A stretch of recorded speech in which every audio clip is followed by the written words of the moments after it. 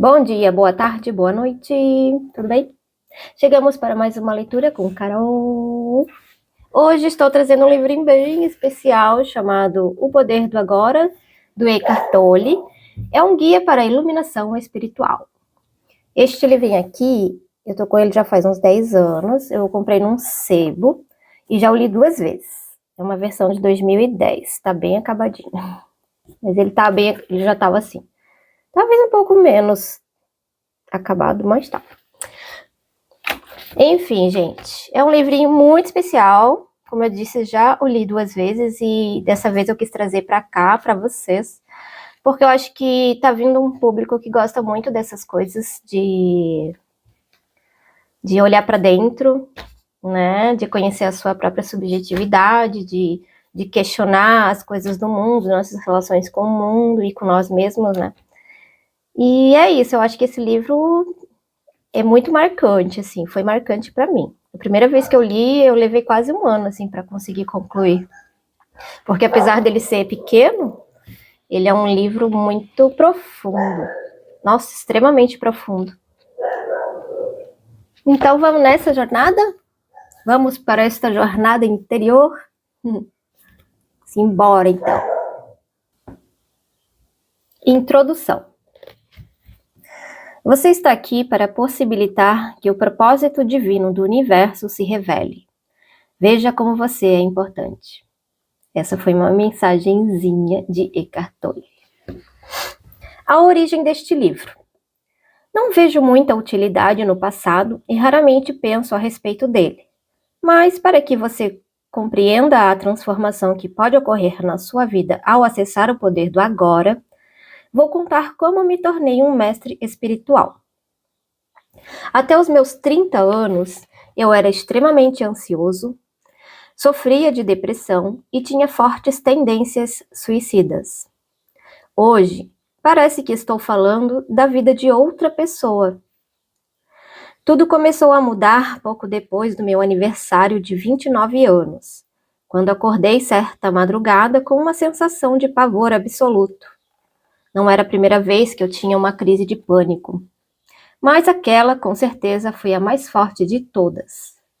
Tudo parecia estranho, hostil, absolutamente sem sentido. Senti uma profunda aversão pelo mundo e principalmente por mim mesmo. Qual o sentido de continuar a viver com o peso dessa angústia? Para que prosseguir com essa luta? Um profundo anseio de destruição, de deixar de existir, tinha tomado conta de mim, tornando-se até mais forte do que o desejo instintivo de viver.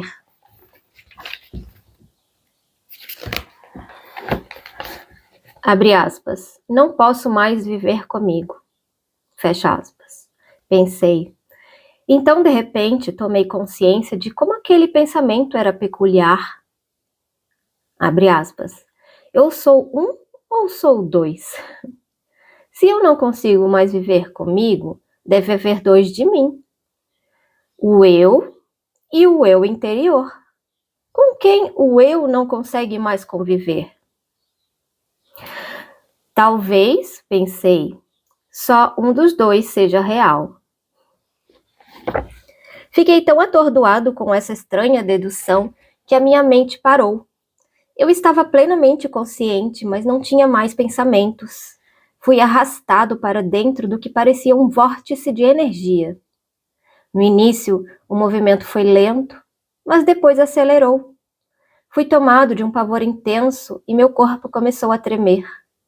Ouvia as palavras, entre aspas, não resista, como se viessem de dentro do meu peito. Eu estava sendo sugado para dentro de um vácuo que parecia estar dentro de mim, e não do lado de fora. De repente, perdi o medo e me deixei levar. Não me lembro de nada do que aconteceu depois. No dia seguinte, fui acordado por um pássaro cantando no jardim.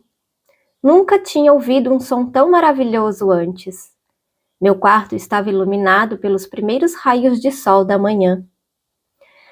Sem pensar em nada, eu senti. Soube que existem muito mais coisas para vir à luz do que nós percebemos. Aquela luminosidade suave que atravessava as cortinas da janela do meu quarto era o próprio amor. Meus olhos se encheram de lágrimas e eu percebi que nunca tinha reparado na beleza das pequenas coisas, no milagre da vida. Era como se eu tivesse acabado de nascer de novo.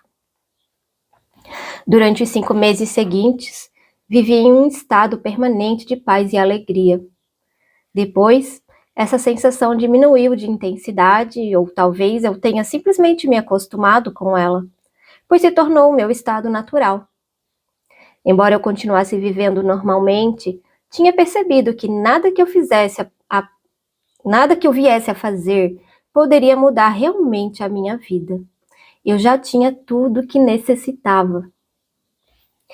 Eu sabia que algo profundamente significativo tinha acontecido, mas não entendia exatamente o que.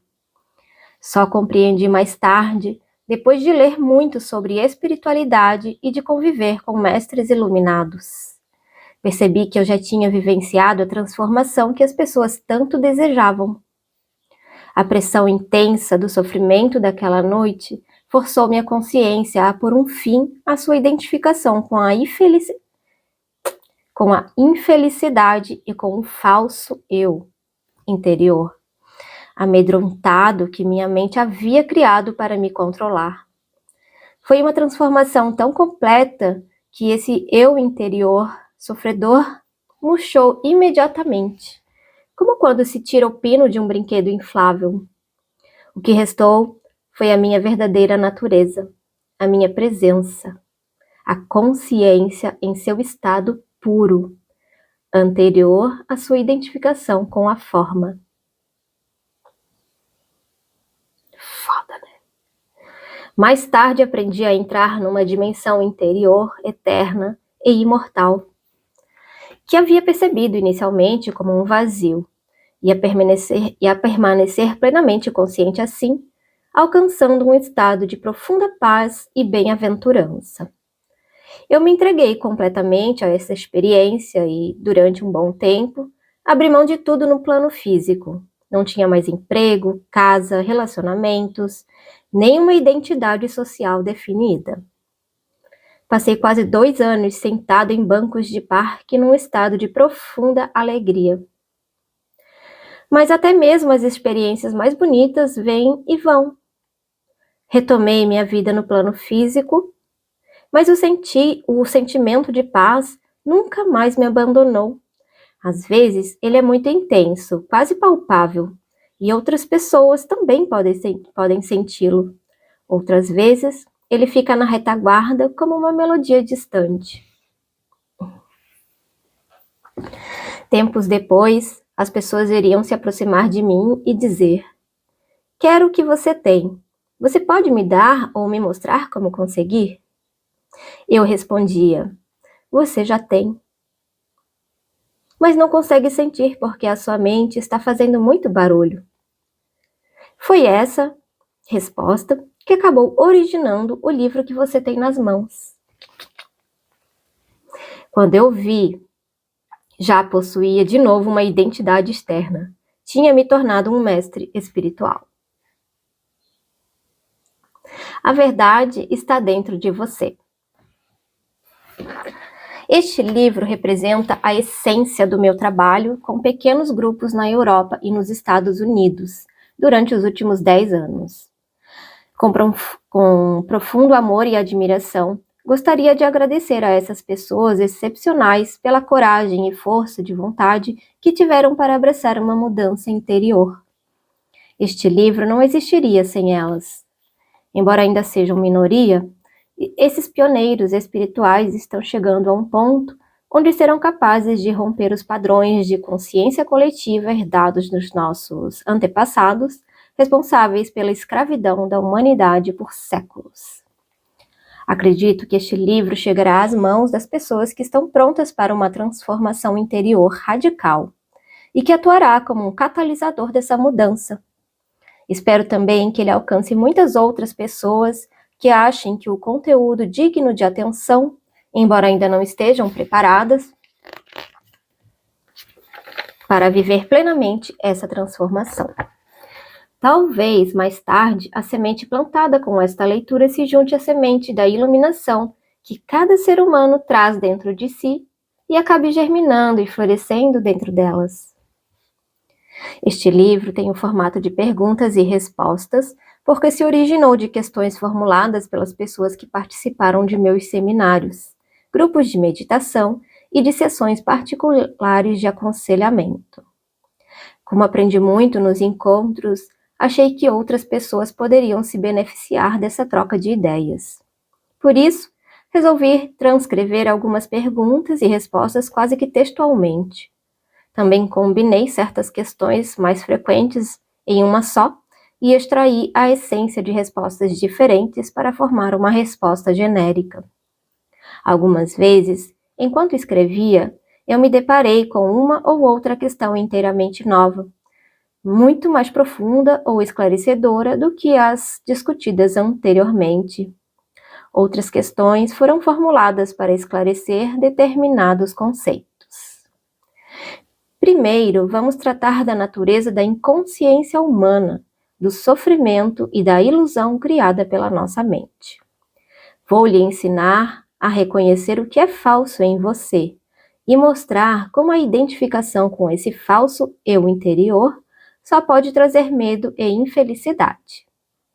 O próximo passo é se libertar da escravidão da sua mente, entrar no estado iluminado de consciência e manter esse estado na sua vida cotidiana. Essa profunda transformação da consciência humana não é uma possibilidade distante no futuro. Ela está disponível agora. Não importa quem você seja ou onde quer que esteja. Cada palavra deste livro foi planejada para conduzir você a uma nova consciência, à medida que avançar na leitura. Meu objetivo é levar você comigo a um estado de intensa consciência da presença do agora, de modo a lhe proporcionar um vislumbre da iluminação.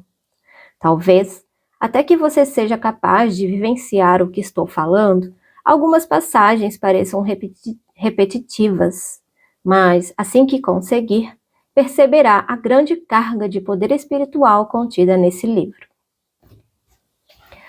O símbolo de pausa é um símbolo que ele coloca aqui no livro, depois de certas passagens, é uma sugestão para que você possa parar de ler por uns instantes, relaxar e vivenciar a verdade do que foi dito, que são bem necessárias. O significado de certas palavras, como ser com S maiúsculo ou presença, pode não ser claro à primeira vista, mas continue lendo porque essas questões serão respondidas mais adiante, ou então vão se tornar irrelevantes à medida que você se aprofundar nos ensinamentos e dentro de você mesmo. A mente quer sempre rotular e comparar, mas este livro trará mais benefícios se você não se apegar às palavras. Se for comparar a terminologia que eu uso com a de outros textos espirituais, você pode se confundir, porque emprego palavras como mente, felicidade e consciência, em acepções diferentes das usuais. Não leia apenas com a mente. Tome cuidado com o senso de identificação dentro de você. Não há nenhuma verdade espiritual que eu possa lhe contar que já não esteja no seu interior. Só o que posso fazer é chamar sua atenção para algumas coisas que talvez estejam esquecidas. A sabedoria da vida, antiga, mas ainda assim sempre nova, é então ativada dentro de cada célula do seu corpo. Este livro pode ser visto como uma reafirmação, em nossos tempos, de um ensinamento espiritual atemporal, a essência de todas as religiões. Essa essência não vem de fontes exteriores, mas sim da verdadeira fonte interior. Por isso, não contém teoria nem especulação. Como estou me baseando nessa experiência interior, vez por outra sou muito incisivo, porque quero atravessar as densas camadas de resistência mental e alcançar aquele lugar no seu interior que você já conhece, como eu conheço, e onde se pode reconhecer a verdade ao escutá-la. Surge, então, um sentimento de exaltação e de intensa vivacidade, quando algo dentro de você diz, entre aspas, eu sei que isso é verdade. Essa foi a introdução.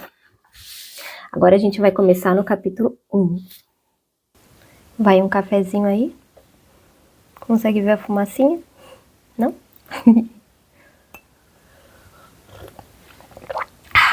Bom demais. Isso aqui é paz e amor, tá, gente? Paz e amor, paz e amor. Vamos ao capítulo 1. Você não é a sua mente. O maior obstáculo para a iluminação. Iluminação? O que é isso? Esse meu cabelinho tá mais ou menos hoje, né? Por mais de 30 anos, um mendigo ficou sentado no mesmo lugar, debaixo de uma marquise. Até que um dia, uma conversa com um estranho mudou sua vida. Tem um trocadinho aí para mim, moço? Murmurou, estendendo mecanicamente seu velho boné. Não, não tenho, disse o estranho. O que tem nesse baú debaixo de você? Nada. Isso aqui é só uma caixa velha. Já nem sei há quanto tempo sento em cima dela. Nunca olhou o que tem dentro? Perguntou o estranho. Não, respondeu. Para quê? Não tem nada aqui, não. Dá uma olhada dentro, insistiu o estranho antes de ir embora. O mendigo resolveu abrir a caixa. Teve que fazer força para levantar a tampa e mal conseguiu acreditar ao ver que o velho caixote estava cheio de ouro. Eu sou o estranho sem nada para dar, que está lhe dizendo para olhar para dentro. Não de uma caixa, mas sim de você mesmo. Imagino que você esteja pensando indignado. Mas eu não sou um mendigo? Infelizmente, todos que ainda não encontraram a verdadeira riqueza, a radiante alegria do ser e uma paz inabalável, são mendigos, mesmo que possuam bens e riqueza material. Buscam, do lado de fora, migalhas de prazer, aprovação, segurança ou amor, embora tenham um tesouro guardado dentro de si, que não só contém tudo isso, como é infinitamente maior do que qualquer coisa oferecida pelo mundo. A palavra iluminação transmite a ideia de uma conquista sobre-humana, e isso agrada ao ego. Mas é simplesmente o estado natural de sentir-se em unidade com o ser. É um estado de conexão com algo imensurável e indestrutível. Pode parecer um paradoxo, mas esse algo é essencialmente você e, ao mesmo tempo, é muito maior do que você. A iluminação consiste em encontrar a verdadeira natureza por trás do nome e da forma. A incapacidade de sentir essa conexão dá origem a uma ilusão de separação, tanto de você mesmo quanto do mundo ao redor. Quando você se percebe, consciente ou inconscientemente, como um fragmento isolado, o medo e os conflitos internos e externos tomam conta da sua vida. Adoro a definição simples de Buda para a iluminação. Entre aspas, é o fim do sofrimento. Não há nada de sobre-humano nisso, não é mesmo? Claro que não é uma definição completa. Ela apenas nos diz que a iluminação não é o sofrimento. Mas o que resta quando não há mais sofrimento? Buda silencia a respeito, e esse silêncio implica que teremos de encontrar a resposta por nós mesmos. Como ele emprega uma definição negativa, a mente não consegue entendê-la como uma crença, ou como uma conquista sobre-humana, um objetivo difícil de alcançar. Apesar disso, a maioria dos budistas ainda acredita que a iluminação é algo apenas para Buda e não para eles próprios, pelo menos não nesta vida. Você usou a palavra ser. Pode explicar o que quer dizer com isso? Ser é a eterna e sempre presente vida única. Vida única ele escreveu com V maiúsculo e U maiúsculo, tá? Que existe além das inúmeras formas de vida sujeitas ao nascimento e à morte. Entretanto, o ser não está apenas além, mas também dentro de todas as formas, com a mais profunda, invisível e indestrutível essência interior. Isso significa que ele está ao seu alcance agora, sob a forma de um eu interior mais profundo, que é a verdadeira natureza dentro de você. Mas não procure apreendê-lo com a mente, não tente entendê-lo. Só é possível conhecê-lo quando a mente está serena. Se estiver alerta, com toda a sua atenção voltada para o agora, você até pode sentir o ser, mas jamais conseguirá compreendê-lo mentalmente. Recuperar a consciência do ser e submeter-se a esse estado de percepção dos sentidos é o que se chama iluminação. E aqui ele dá o símbolo da pausa. Deixa eu mostrar para vocês, que é bem simplesinho. Legal, né? Então você pode parar e pensar aí, pausa o vídeo, mas eu vou continuar aqui, tá? Vou ler essa última frase de novo para vocês verem o que ele quer que a gente compreenda sobre a iluminação, né? Recuperar a consciência do ser e submeter-se a esse estado de percepção dos sentidos é o que se chama iluminação. Legal, né? Então tá. Quando você diz ser, está falando sobre Deus? Se estiver, por que não diz expressamente? A palavra Deus tornou-se vazia de significado ao longo de milhares de anos de utilização imprópria. Emprego-a ocasionalmente, mas com moderação. Considero imprópria a sua utilização por pessoas que jamais tiveram a menor ideia do reino do sagrado, da infinita imensidão contida nessa palavra, mas que a usam com grande convicção como se soubessem do que estão falando. Existem ainda aqueles que questionam o termo como se soubessem o que estão discutindo. Esse uso indevido dá origem a crenças, afirmações e delírios absurdos, tais como o meu ou o nosso Deus é o único Deus verdadeiro, o seu Deus é falso, ou a famosa frase de Nietzsche, Deus está morto. A palavra Deus se tornou um conceito fechado. Quando a pronunciamos, criamos uma imagem mental, talvez não mais que a de um velhinho de barba branca, mas ainda uma representação mental de alguém ou de algo externo a nós, e quase inevitavelmente alguém ou alguma coisa do sexo masculino. Tanto Deus quanto ser são palavras que não conseguem definir nem explicar a realidade por trás delas. Ser, entretanto, tem a vantagem de sugerir um conceito aberto. Não reduz o invisível infinito a uma entidade finita. É impossível formar uma imagem mental a esse respeito.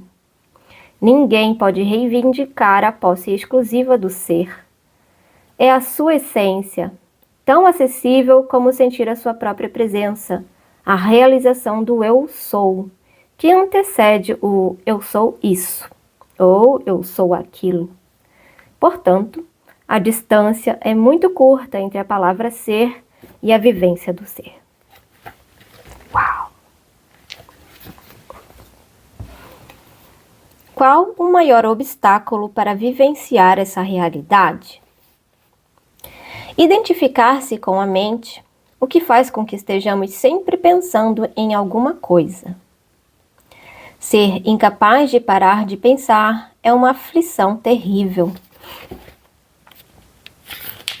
Mas ninguém percebe, porque quase todos nós sofremos disso, e então consideramos uma coisa normal. O ruído mental incessante nos impede de encontrar a área de serenidade interior, que é inseparável do ser. Isso faz com que a mente crie um falso eu interior, que projeta uma sombra de medo e sofrimento sobre nós. Examinaremos esses pontos detalhadamente mais adiante. O filósofo Descartes acreditava ter alcançado a verdade mais profunda mais fundamental quando proferiu sua conhecida máxima: penso, logo existo. Cometeu, no entanto, um erro básico ao equiparar o pensar ao ser e a identidade ao pensamento.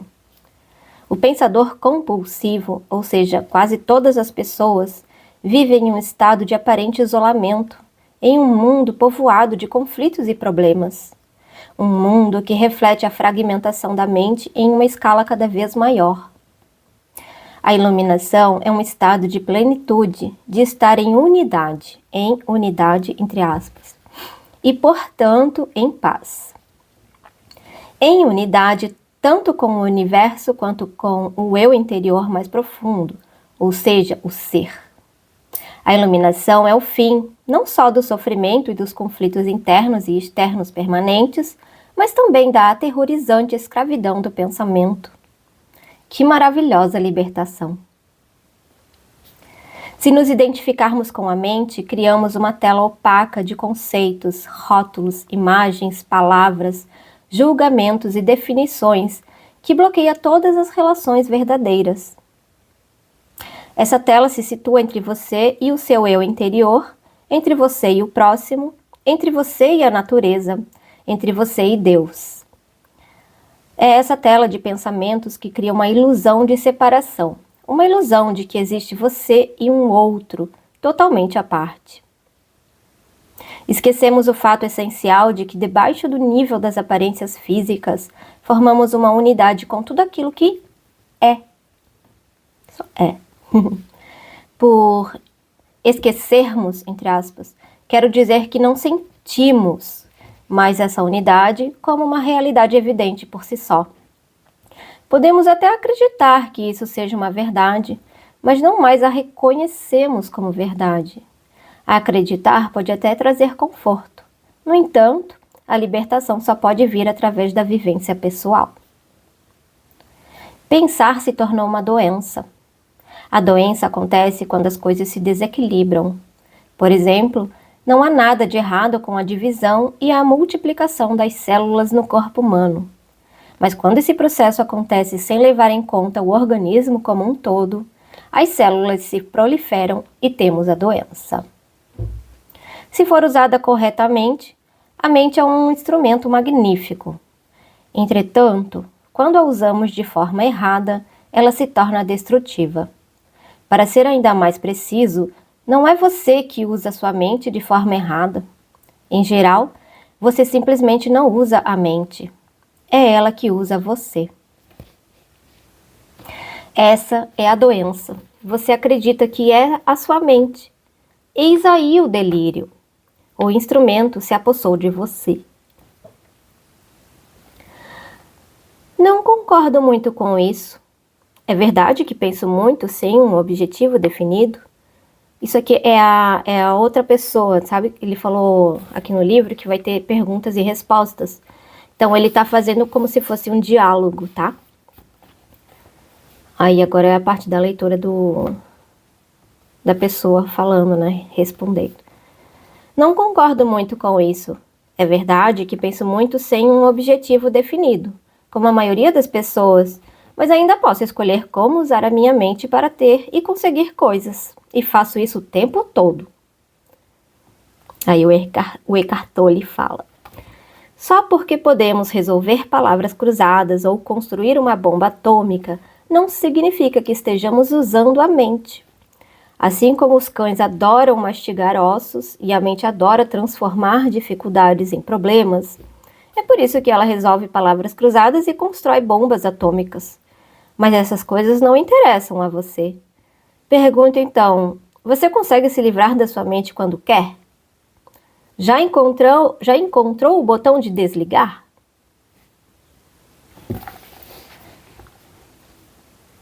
Aí o Gasparzinho pergunta: a ideia é parar de pensar completamente?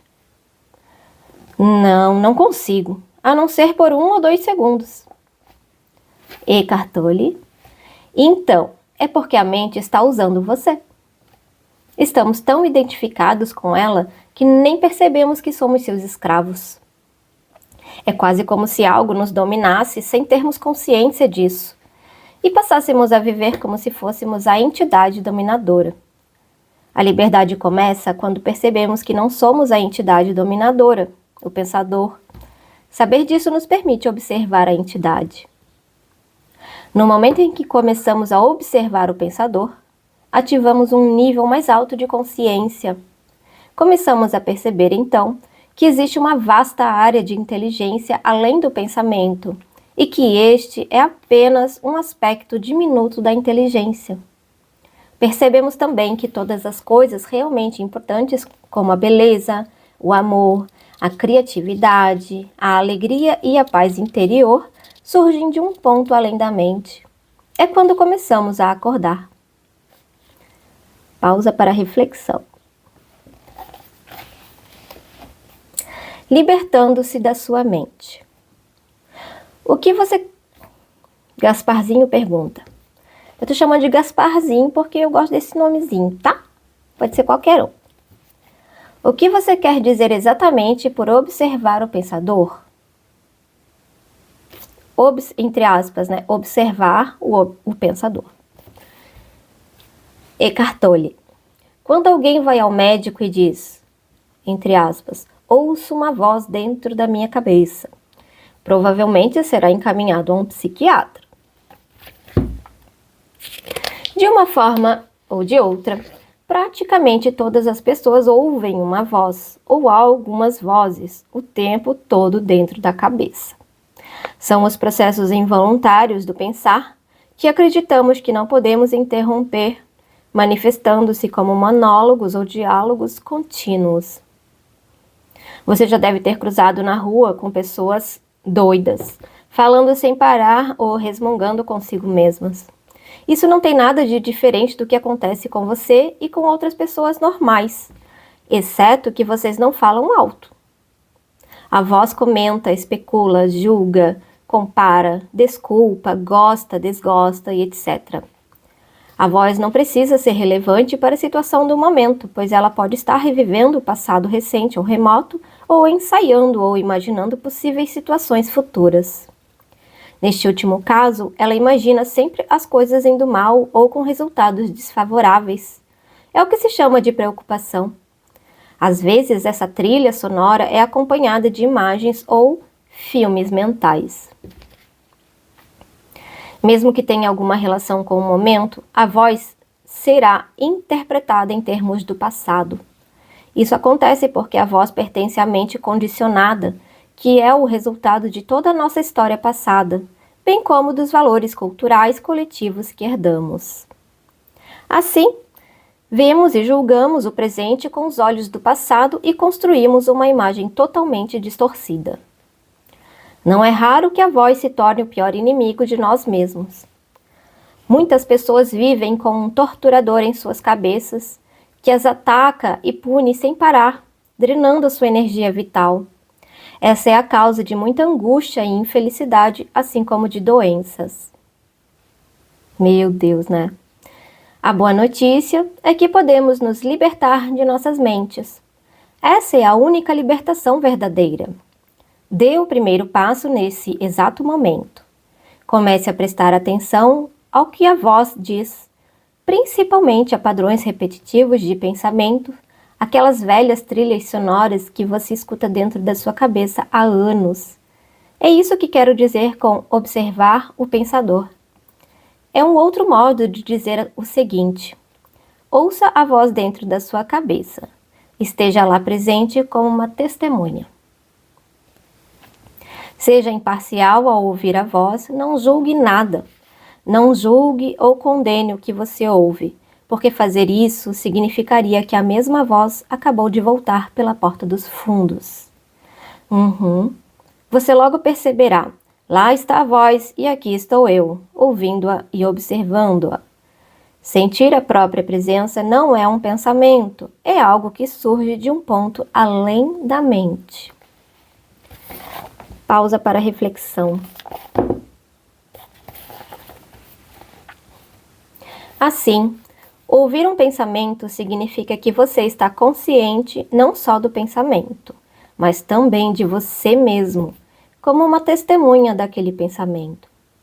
Isso acontece porque uma nova dimensão da consciência acabou de surgir.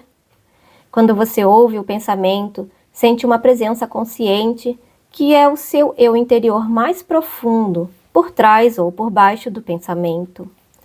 O pensamento, então, perde o poder que exerce sobre você e se afasta rapidamente, porque a mente não está mais recebendo a energia gerada pela sua identificação com ela.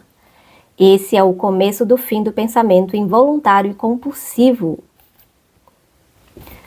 Quando um pensamento se afasta, percebemos uma interrupção no fluxo mental, um espaço de mente vazia. Entre aspas, mente vazia.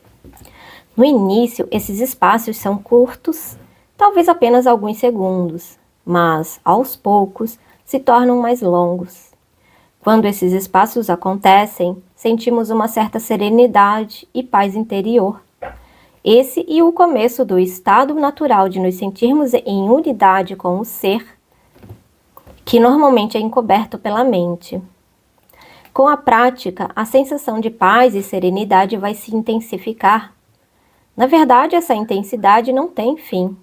Você também vai sentir brotar lá de dentro uma sutil emanação de alegria, que é a alegria do ser. Não se trata de um estado de transe, nada disso. Se o preço da paz fosse a perda da consciência e o preço da serenidade uma falta de vitalidade e de vivacidade, então não valeria a pena. É exatamente o oposto. Nesse estado de conexão interior, ficamos muito mais alerta. Estamos presentes por inteiro. Ao penetrarmos mais profundamente nessa área de mente vazia, como ela é, às vezes chamada no Oriente, começamos a perceber que o estado de pura consciência. Nesse estado, sentimos a nossa própria presença com tal intensidade e alegria que os pensamentos, as emoções, nosso corpo, o mundo exterior, tudo, se torna insignificante comparado a ele. No entanto, não é um estado egoísta, e sim generoso. Ele nos transporta para um ponto além do que antes julgávamos ser o nosso eu interior. Essa presença é essencialmente você e, ao mesmo tempo, muito maior do que você. Pausa para reflexão.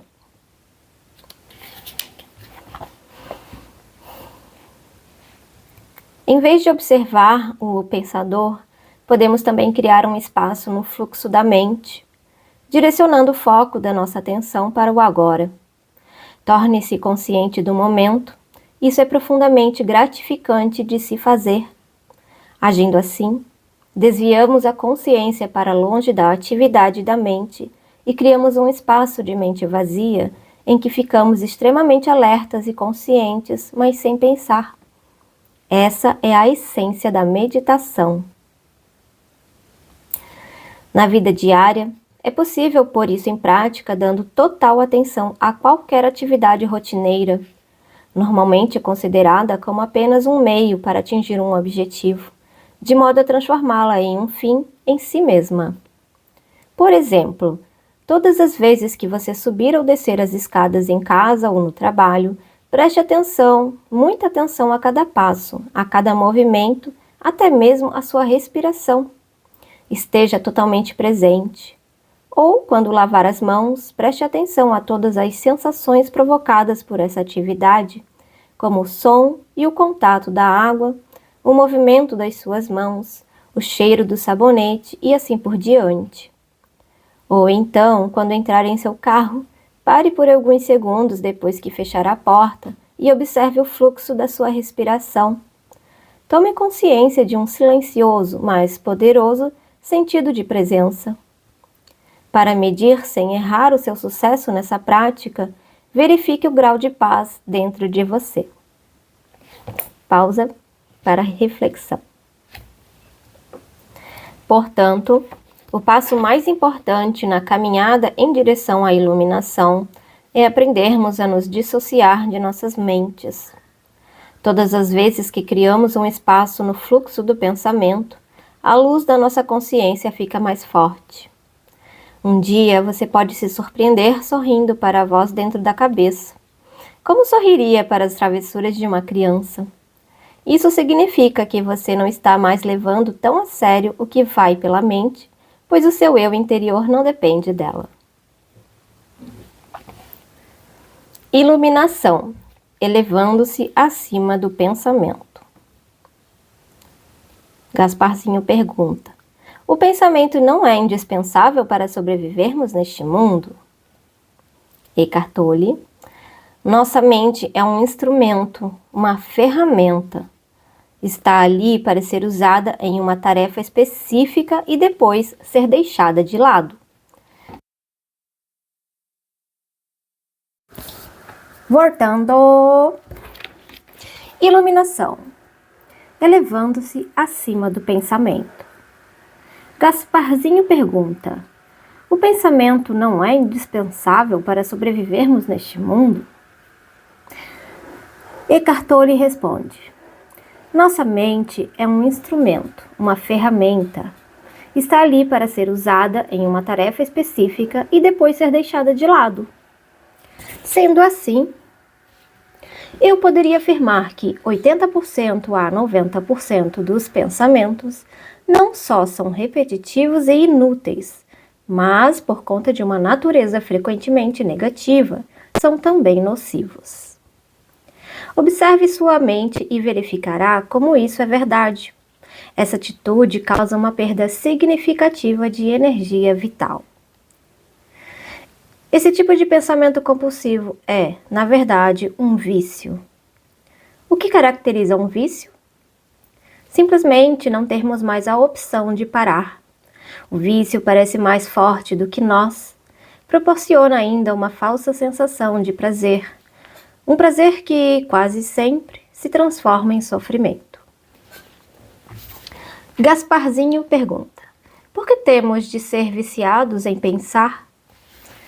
Eckhart Tolle responde: porque estamos identificados com esse processo, já que a percepção do eu interior tem origem no conteúdo e na atividade de nossas mentes. Acreditamos que deixaríamos de existir se parássemos de pensar. No processo de crescimento, construímos uma imagem mental de nós mesmos, baseada em nosso condicionamento pessoal e cultural. Podemos chamar isso o fantasma pessoal do ego. Consiste em uma atividade mental e só pode ser mantida através do pensamento constante. A palavra ego tem sentidos diferentes para pessoas diferentes, mas aqui significa um falso eu interior criado por uma identificação inconsciente com a mente. Para o ego, o momento presente dificilmente existe. Só o passado e o futuro são considerados importantes.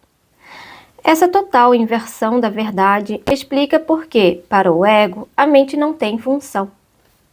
O ego está sempre preocupado em manter vivo o passado, porque pensa que sem ele não seríamos ninguém.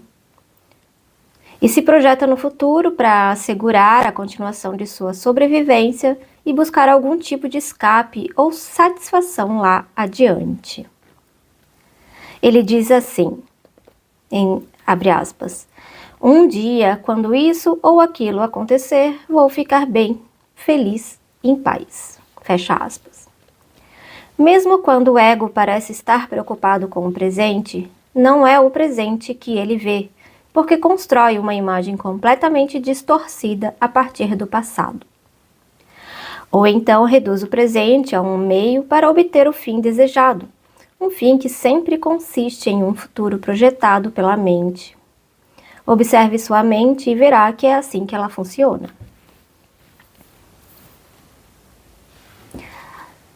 O momento presente tem a chave para a libertação, mas você não conseguirá percebê-lo enquanto você for a sua mente. Gasparzinho diz: não quero perder a minha capacidade de analisar e criticar. Não me importo em aprender a pensar de forma mais clara, com um sentido mais direcionado, mas não quero perder esse dom que considero o bem mais precioso que temos. Faltou. Sem ele, seríamos apenas mais uma espécie animal. Eckhart Tolle fala: o predomínio da mente é apenas um estágio na evolução da consciência.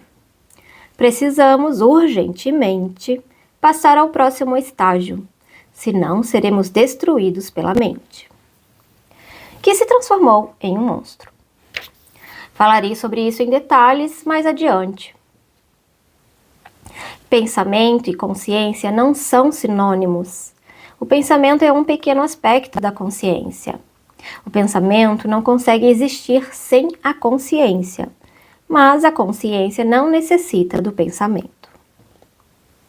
A iluminação significa chegar a um nível acima do pensamento e não em ficar abaixo dele, ao nível de um animal ou de uma planta. No estado iluminado, continuamos a usar nossas mentes quando necessário, mas de um modo mais focalizado e eficiente. Assim, utilizando nossas mentes com objetivos práticos, não ouvimos mais o diálogo interno involuntário e sentimos uma enorme serenidade interior.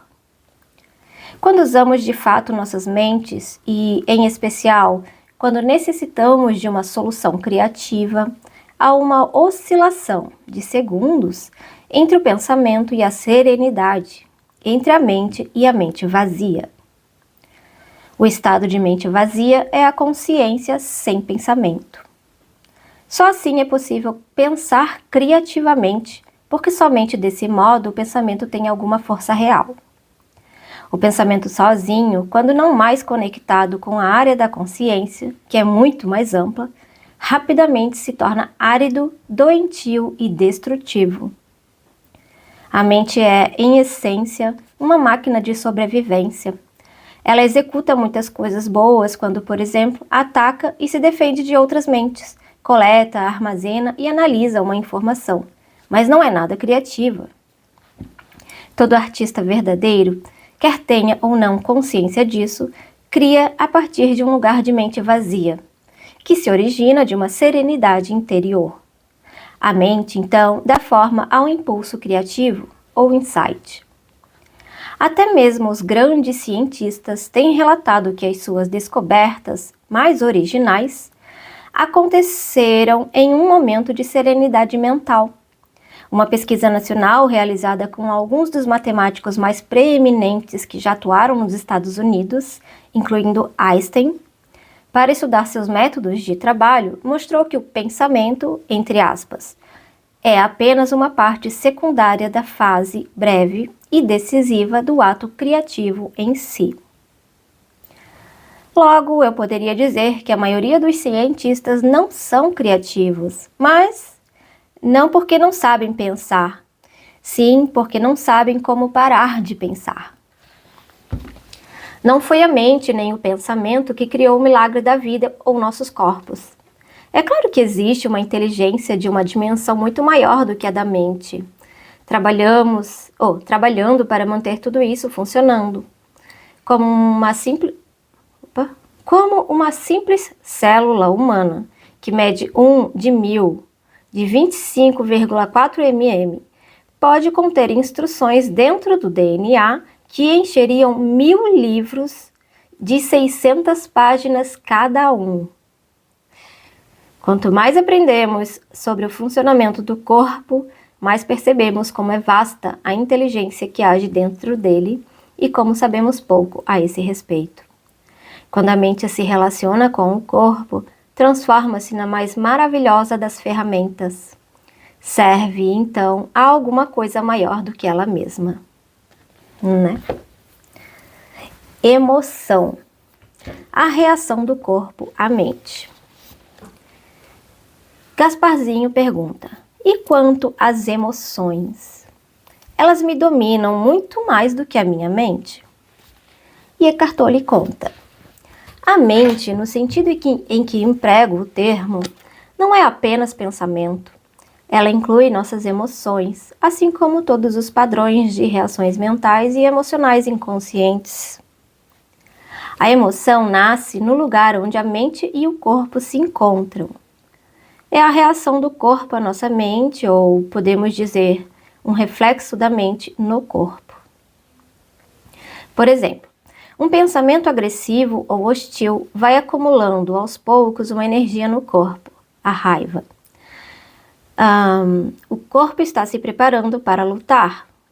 Já a ideia de que nos encontramos sob uma ameaça física ou psicológica faz com que o corpo se contraia, o que é a manifestação física daquilo que chamamos medo. As pesquisas têm demonstrado que as emoções fortes causam até mesmo mudanças na bioquímica do corpo. Essas mudanças bioquímicas representam um aspecto físico ou material da emoção. Em geral, não temos consciência de todos os nossos padrões de pensamento.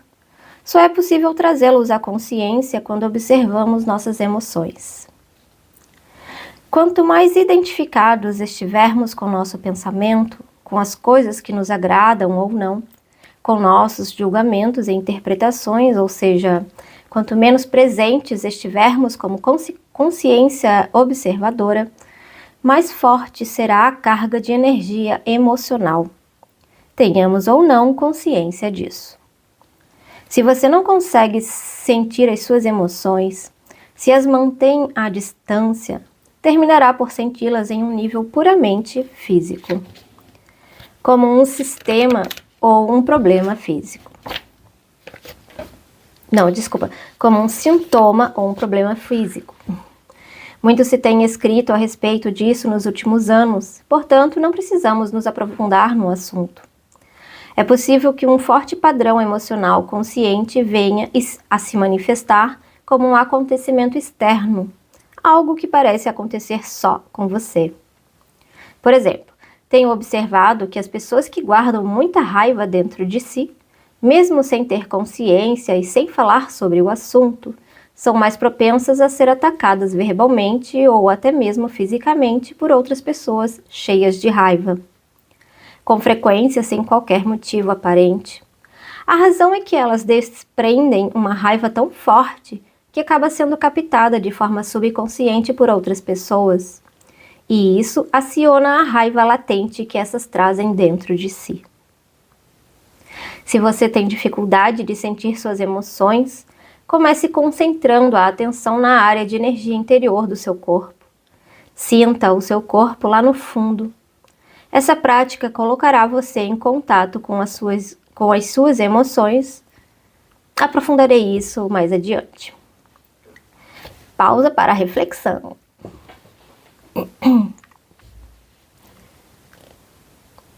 Gasparzinho diz: você diz que a emoção é o reflexo da mente no corpo. Mas, às vezes, ocorre um conflito entre os dois quando a mente diz não e a emoção diz sim, ou vice-versa. Eckhart Tolle, então, comenta: se quisermos conhecer mesmo a nossa mente, o corpo sempre nos dará um reflexo confiável. Portanto, observe a sua emoção, ou melhor, sinta-a em seu corpo. Se houver um aparente conflito entre os dois, a verdade estará na emoção e não no pensamento. Não a verdade definitiva sobre quem você é, mas a verdade relativa ao estado de sua mente naquele momento. É bastante comum ocorrerem conflitos entre os pensamentos superficiais e os processos mentais inconscientes. Mesmo que você ainda não seja capaz de trazer a sua atividade mental inconsciente para um estado de consciência sob a forma de pensamento, ela estará sempre refletida no seu corpo como uma emoção, e isso você pode passar a perceber.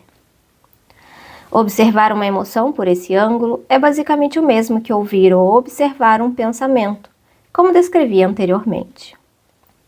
A única diferença é que o pensamento está na sua cabeça, enquanto a emoção, por conter um forte componente físico, se manifesta em primeiro lugar no corpo. Você pode permitir que a emoção esteja ali, sem deixar que ela assuma o controle. Você não é mais a emoção, você é o observador, a presença que observa.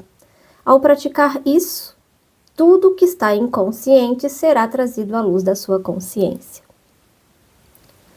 Gasparzinho pergunta: então, observar nossas emoções é tão importante quanto observar nossos pensamentos?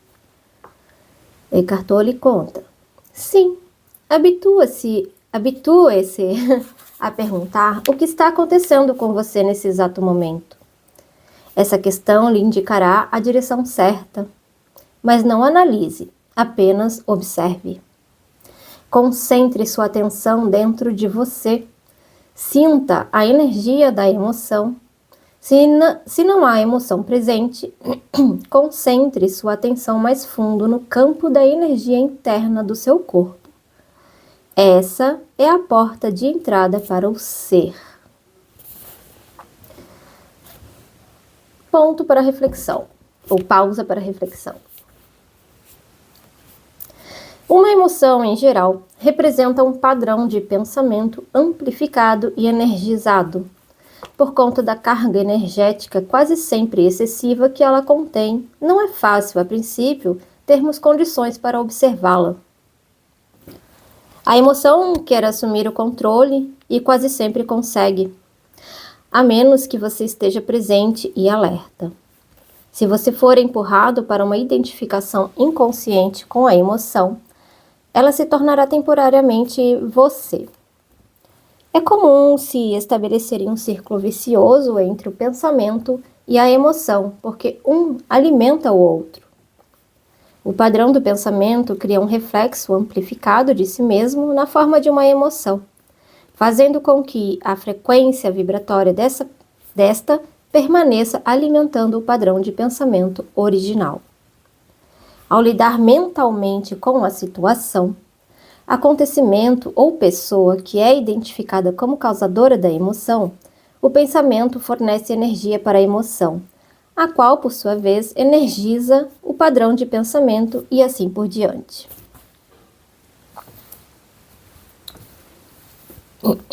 Basicamente, todas as emoções são modificações de uma emoção primitiva não diferenciada, cuja origem é a perda da percepção de quem somos por trás do nome e da forma. É difícil encontrar um nome que descreva essa emoção primitiva. A palavra medo é muito próxima, mas, além do sentido de ameaça permanente, ela pode ser entendida como um profundo sentimento de abandono e incompletude. Por isso, talvez seja melhor usar uma palavra que não se confunda tanto com aquela emoção básica e chamar isso simplesmente de sofrimento, entre aspas. Uma das principais tarefas da mente, uma das razões da sua atividade incessante, é a de combater ou eliminar o sofrimento emocional. Embora ela invariavelmente só consiga encobri-lo por um tempo. De fato, quanto mais a mente tenta se livrar do sofrimento, mais ele aumenta. A mente nunca pode achar a solução, nem pode permitir que encontremos a solução, porque é, ela mesma, uma parte intrínseca do problema. Imagine um chefe de polícia tentando achar um incendiário, quando o incendiário é o próprio chefe de polícia. Não nos livraremos desse sofrimento enquanto não extrairmos o sentido de eu interior da identificação com a mente, ou seja, do ego. A mente é, então, derrubada da sua posição de poder, e o ser se revela em si mesmo, como a verdadeira natureza da pessoa. Já sei o que você vai perguntar agora, Gasparzinho. Eu ia perguntar, o que acontece com as emoções positivas, como o amor e a alegria? Eckhart Tolle. Elas são inseparáveis do estado natural de conexão interior com o ser. Sempre que houver um espaço no fluxo dos pensamentos, podem ocorrer lampejos de amor e alegria, ou breves instantes de uma paz profunda. Para a maioria das pessoas, tais espaços raramente acontecem, e mesmo assim, por acaso, nas ocasiões em que a mente fica sem palavras, está instigada por uma beleza estonteante, uma exaustão física extrema ou mesmo um grande perigo. De repente se instala uma serenidade interior, e dentro dessa serenidade existe uma alegria sutil, mais intensa. Existe amor, existe paz. Normalmente, tais momentos têm vida curta, pois a mente logo reassume essa atividade barulhenta a que chamamos pensar. O amor, a alegria e a paz não conseguem florescer a menos que tenhamos nos livrados do domínio da mente. Mas eu não os chamaria de emoções, eles estão por baixo das emoções, em um nível mais profundo. Portanto, precisamos nos tornar plenamente conscientes de nossas emoções e sermos capazes de senti-las. Antes de sermos capazes... É isso mesmo. Antes de sermos capazes de sentir aquilo que está além delas. A palavra emoção significa literalmente desordem. A palavra vem do latim emovere, que significa movimentar. Amor, alegria e paz são estados profundos do ser, ou melhor, 3 aspectos do estado de ligação com o ser. Assim, não possuem opositores pela simples razão de que surgem por trás da mente. As emoções, por outro lado, sendo uma parte da mente dualística, e são sujeitas à lei dos opostos. Isso quer dizer, simplesmente, que não se pode ter o bom sem que haja o mal. Portanto, numa condição não iluminada de identificação com a mente, aquilo que algumas vezes é erroneamente chamado de alegria, é o lado geralmente breve do prazer, dentro da alternância contínua do ciclo sofrimento-prazer.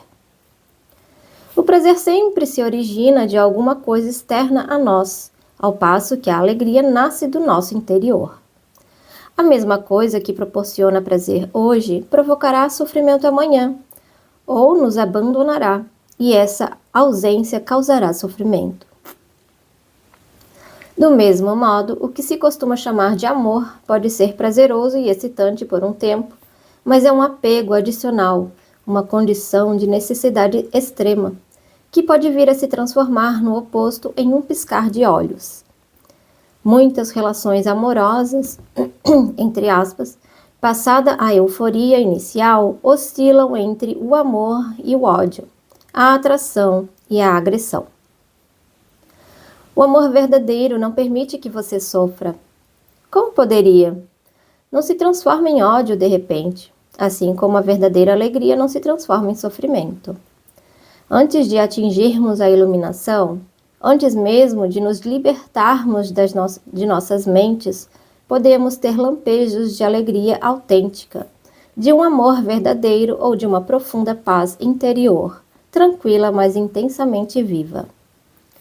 Esses são aspectos da nossa verdadeira natureza, em geral obscurecida pela mente. Mesmo dentro de uma relação normal de dependência, é possível haver momentos onde podemos sentir a presença de algo genuíno e incorruptível. Mas serão somente lampejos, a serem logo encobertos pela interferência da mente. Você poderá ficar com a impressão de que teve alguma coisa muito valiosa, mas a perdeu. Ou a sua mente pode lhe convencer de que tudo não passou de uma ilusão.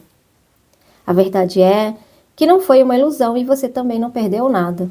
Esse algo valioso é parte de seu estado natural. Pode estar encoberto, mas nunca ser destruído pela mente. Mesmo quando o céu está totalmente coberto, o sol não desapareceu. Ainda está lá por trás das nuvens. Gasparzinho comenta: Buda diz que a dor ou o sofrimento surge através de desejos ou anseios, e que para se libertar da dor necessitamos romper as amarras do desejo. Eckhart Tolle: todos os anseios nascem da busca da mente por salvação ou satisfação nas coisas externas e no futuro, como substitutos da alegria do ser. Se somos nossas mentes, somos aqueles anseios, aquelas necessidades, desejos, apegos e aversões. Fora deles não existe o eu, exceto como uma mera possibilidade, um potencial não preenchido, uma semente que ainda não germinou. Nessa condição, até mesmo o desejo de nos tornarmos livres ou iluminados não passa de mais um desejo a ser realizado ou concluído no futuro. Portanto, não busque se libertar do desejo ou adquirir a iluminação. Torne-se presente, esteja lá, como um observador da mente. Em lugar de citar Buda, seja o iluminado, que é o que a palavra Buda significa. Os seres humanos têm vivido enredados pelo sofrimento por séculos, desde que decaíram do estado de graça, penetraram no domínio de tempo e da mente e perderam a percepção do ser. Nesse momento, começaram a se perceber como fragmentos sem sentido em um universo estranho, sem conexão com a fonte e com o seu semelhante. Enquanto estivermos identificados com as nossas mentes, o que significa dizer, enquanto estivermos inconscientes espiritualmente, o sofrimento será inevitável. Refiro-me aqui ao sofrimento emocional, que é também a causa principal do sofrimento físico e da doença. O ressentimento, o ódio, a autopiedade, a culpa, a raiva, a depressão, o ciúme e até mesmo uma leve irritação são formas de sofrimento. E qualquer prazer ou forte emoção contém em si a semente do sofrimento. É o inseparável oposto que se manifestará com o tempo. Quem já tomou bebidas alcoólicas ou drogas para ficar alto, sabe que o alto se transforma em baixo, que o prazer se transforma em alguma forma de sofrimento. A maioria das pessoas também sabe, por experiência própria, como uma relação íntima pode se transformar, de modo fácil e rápido, de fonte de prazer em fonte de sofrimento. Vistas de uma perspectiva mais ampla, tanto a polaridade negativa quanto a positiva são lados de uma mesma moeda, são partes de um sofrimento que está oculto, inseparável do estado de consciência identificado com a mente. Existem 2 níveis de sofrimento, o que você cria agora e o que tem origem no passado, que ainda vive em sua mente e no seu corpo. Deixar de criar sofrimento no presente e dissolver o sofrimento do passado é sobre isso que desejo falar com você agora. Vou finalizar este vídeo com o fim do capítulo 1 e introdução. No próximo vídeo eu trago o capítulo 2, que pretendo fazer agora, mas em outro vídeo. Até logo!